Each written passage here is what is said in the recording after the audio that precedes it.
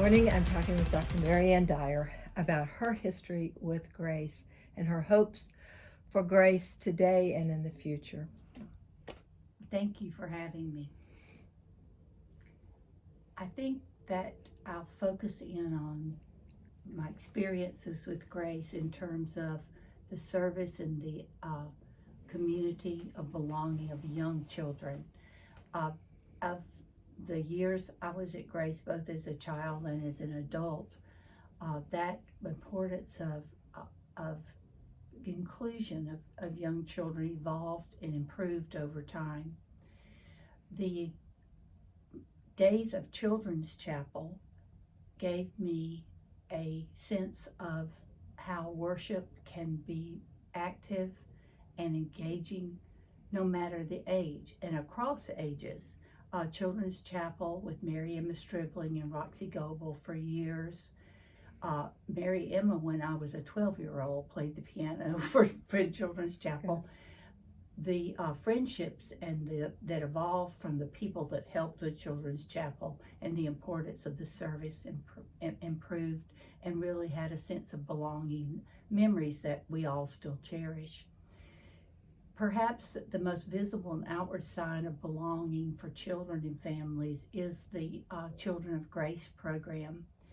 I was a part of Mother's Morning Out here at Grace, starting, I believe it began around 1976 or 1977, and there was, I believe, 8 churches in the area that had one day of week that offered Mother's Morning Out.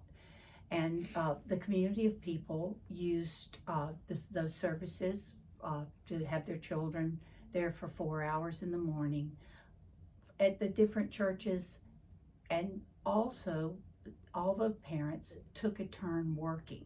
So you had a work schedule, and there were churches all over our community that participated in this.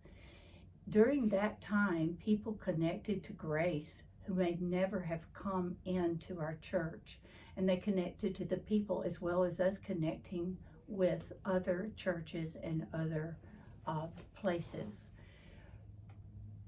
The program at Grace meant so much to people, not just the members of Grace, but people that value what happened here at the church with the young children and the adults that worked with them, and decided to establish a permanent preschool.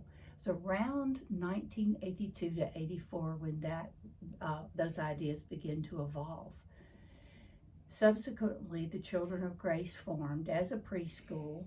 The first groups, I believe, were primarily composed of people from Grace and those that had been involved in Mother's Morning Out. And over the years, as families have valued the program at Children of Grace, that is connected in the church, and many people have joined and become a part of Grace who may never have connected before or in any other way.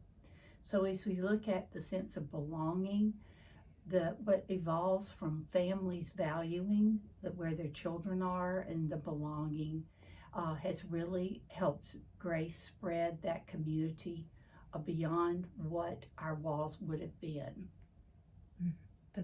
That's very, very true, and we continue to experience a great diversity of children coming to Children of Grace and their families feeling welcomed here.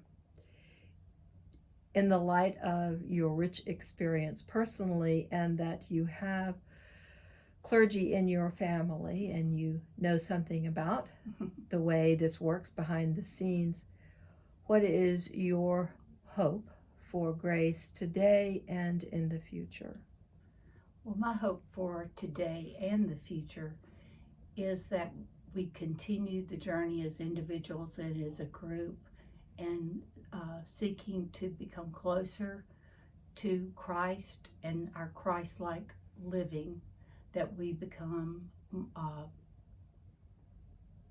open to new ideas, open to different perspectives, remembering that being uncomfortable about something new is a way of growth, and as a community going through those things together, and not getting roadblocked in our spiritual journey by human failure, judgment, and negative thinking. I see the younger members of our church that have come in the last 10 years as being such a hope, and their open-mindedness and their care and their active in the community in ways that are much more diverse, much more open-minded, and much more spiritually guided than were in my generation. And so that's my hope for the future, that continues. Thank you so much for sharing all of this with us. Thank you.